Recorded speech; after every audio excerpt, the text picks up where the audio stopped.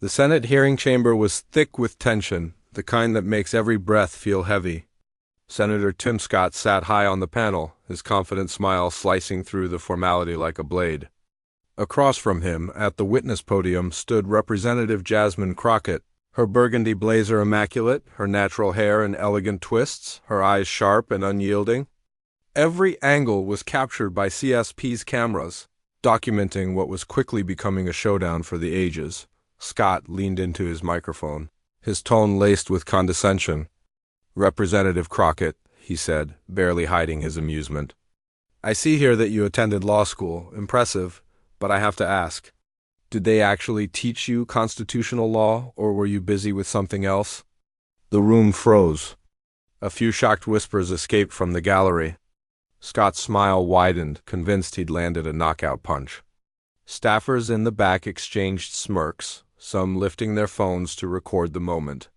This was Tim Scott in his element, smooth, calculated, and certain he had the upper hand, but Jasmine Crockett didn't budge. Her jaw tightened, her eyes narrowed, and everyone in the room sensed the storm brewing. She calmly adjusted the microphone, took a steady breath, and met Scott's gaze head-on. "Senator Scott?" she replied, her voice steady and sharp. "Before we continue, let me make sure I understand your question correctly." She paused, letting the silence build. "Are you really sitting here challenging my law degree when you never even managed to pass the bar exam yourself?"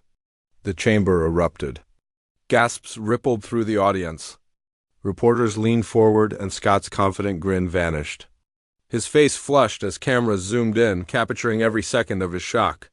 This wasn't just a comeback, it was a direct, devastating counterstrike. Before we break down the rest of this explosive exchange, make sure you hit that like button and subscribe, so you never miss a single update on the political showdowns shaking Washington to its core.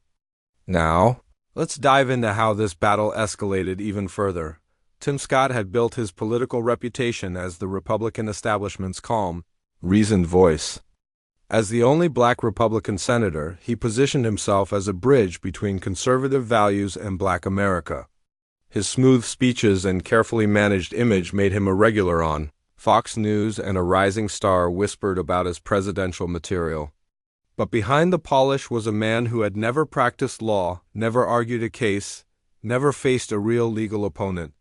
His political science degree launched him into politics. No law degree, no bar exam, no courtroom experience. Yet here he was, questioning someone who had achieved all of those things. Jasmine Crockett was the opposite. Genuinely credentialed. Raised in St. Louis, she put herself through Bowie State, earned her law degree from the University of Houston, and passed the bar on her first try, something Scott never did. She worked as a civil rights attorney, taking tough cases others avoided, fighting for people who had no one else. She served in the Texas legislature and then in Congress, carrying real legal experience and battle-tested advocacy skills. She knew how to argue, present facts, and dismantle opposing positions piece by piece. And today, she was ready to show Tim Scott what a trained attorney looked like in action. This hearing wasn't routine political theater. It centered on voting rights legislation that could reshape the entire electoral landscape. Scott and his Republican colleagues were trying to block a bill designed to expand early voting, implement automatic voter registration, and protect communities of color from voter suppression. Crockett had been invited as an expert witness, bringing both legal credibility and lived experience. Republicans knew she was a threat, smart, articulate, prepared, and fearless. So Scott tried to undercut her early, hoping to rattle her before she could deliver her testimony. But he made one fatal mistake. He assumed she was just another politician. He had no idea he was facing a trained lawyer who could turn a hostile cross-examination into a precise, devastating response. The clip of Scott's initial remark was already going viral. Conservative commentators celebrated it as another example of Scott dominating a Democrat, but they had no clue what was about to happen next. The real confrontation hadn't even begun. Scott tried to regain his composure, sitting a little straighter, attempting a smile, though it lacked the earlier confidence. "Representative Crockett," he said, his tone now sharper, "I think you're deflecting from the main issue here." "Am I deflecting?" Crockett interrupted, her voice commanding. Or am I simply pointing out that you started this exchange by questioning my credentials when you have absolutely no standing to do so? She opened a folder from her briefcase, letting the suspense build. Every camera captured the movement. Senators leaned forward, suddenly alert. Nothing was going as planned. Let's talk about credentials, Crockett continued, calm yet unyielding. I graduated from law school. I passed the bar on my first attempt. I practiced law for over 10 years, focusing on civil rights cases. I've argued in state courts, federal courts, and appellate courts. What about you, Senator? What is your legal experience again? She paused, letting the question hang. Oh, right. You don't have any? No law school, no bar exam, no courtroom experience representing a client. Whispers swept through the gallery. Democratic staffers barely contained their reactions while Republican aides scrambled on their phones to check Crockett's facts. Senator Ted Cruz, seated next to Scott, leaned in to whisper something, but Scott waved him off. He was on his own. Representative, I don't think. Scott started. No, Senator. Crockett cut him off sharply. Let me finish. This matters. You stood here trying to humiliate me by implying I don't understand the Constitution. Let me tell you what I know. She held up a document. This is the Voting Rights Act of 1965. I've litigated cases under this law. I've defended clients whose voting rights were stripped away by the very type of legislation you support. I've argued constitutional law in courtrooms while you were giving speeches at fundraisers. The tension in the room transformed into electricity. Everyone understood they were witnessing a historic moment. This was more than politics. It was methodical, precise, and devastating. Scott's face darkened as he gripped his pen so tightly his knuckles turned white. This is highly irregular. He stammered. What's irregular? Crockett shot back.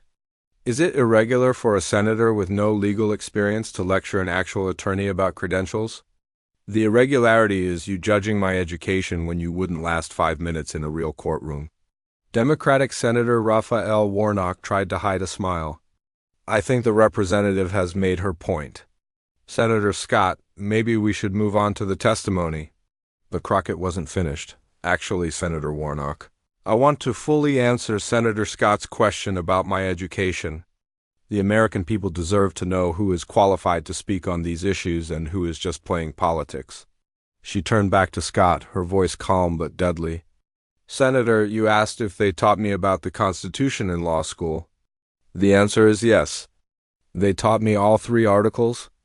They taught me the 14th Amendment's Equal Protection Clause. They taught me the 5th Amendment protecting voting rights. They taught me to read Supreme Court precedent, analyze statutory language, and construct legal arguments. And most importantly, they taught me to recognize when someone is completely out of their depth, which is exactly where you are right now. The gallery erupted. Order couldn't be restored. Social media exploded with clips shared and reshared thousands of times within minutes. Hashtags, #Jasmine Crockett, and #Tim Scott began trending worldwide. The consensus was clear. Scott had been completely outmatched. He sat frozen, trying to figure out how to regain control, but his political instincts, usually sharp, had failed him entirely. He had walked straight into a trap he didn't see coming. The committee chairman attempted to intervene. Perhaps we should take a brief recess. No, Crockett said firmly, cutting him off.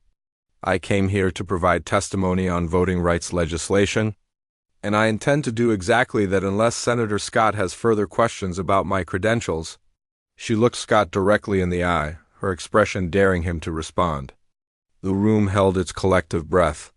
Scott opened his mouth, then shut it again. For the first time in his political career, he had nothing to say. That's what I thought, Crockett said quietly, the microphone capturing her words perfectly. Applause erupted from corners of the gallery, something almost unheard of in a Senate. Hearing she then delivered her prepared testimony with precise and devastating effect. Every argument was rooted in legal precedent, backed by constitutional analysis, and reinforced with real-world examples from her legal career. The legislation you are considering today, she said, voice steady and strong, would undo decades of progress in voting rights. It would disproportionately impact black and brown communities just as similar laws have throughout American history. And I don't speak as a politician. I speak as an attorney who has seen firsthand the effects of voter suppression. She outlined specific cases. Elderly voters denied at the polls. Communities losing polling places without notice. Registration purges disproportionately targeting certain neighborhoods. Each point was presented like a closing argument, precise and undeniable. Scott, still visibly shaken, attempted one more interjection. Representative, aren't you being somewhat dramatic? Crockett's eyes flashed. Senator, I represented a 73-year-old woman who had voted in every election since 1965, in 2018. She was told her registration was invalid because of a signature mismatch written with arthritic hands. That is not dramatic. It is reality. And this legislation amplifies that reality. Scott had no response, and neither did the other Republican senators. They had expected an easy political win, only to be outmaneuvered by a legal mind executing a flawless strategy. By the end of her testimony, the energy in the room had completely shifted. Republican senators sat stiffly, avoiding eye contact, while Democrats barely concealed their satisfaction. Scott left the hearing quietly through a side exit, avoiding the press. His staff scrambled with vague statements about productive dialogue, which fooled no one. Meanwhile, Crockett calmly packed her briefcase as reporters swarmed her with questions. Senator Scott questioned my credentials. I responded with facts. If he feels embarrassed, perhaps he should reconsider how he approaches serious policy discussions. Her response was measured, professional, and utterly devastating within minutes. Clips of the hearing went viral. Social media exploded. Memes flooded Twitter, Instagram, TikTok, and Facebook. The line, "You couldn't even pass the bar exam yourself," spread like wildfire, racking up millions of views. Hashtag Jasmine Crockett trended at #1 worldwide, with hashtag Tim Scott following, though less flatteringly. Memes showed Scott defeated in various humorous ways. One viral tweet summed it up. Tim Scott tried to question a civil rights attorney's credentials and got absolutely destroyed.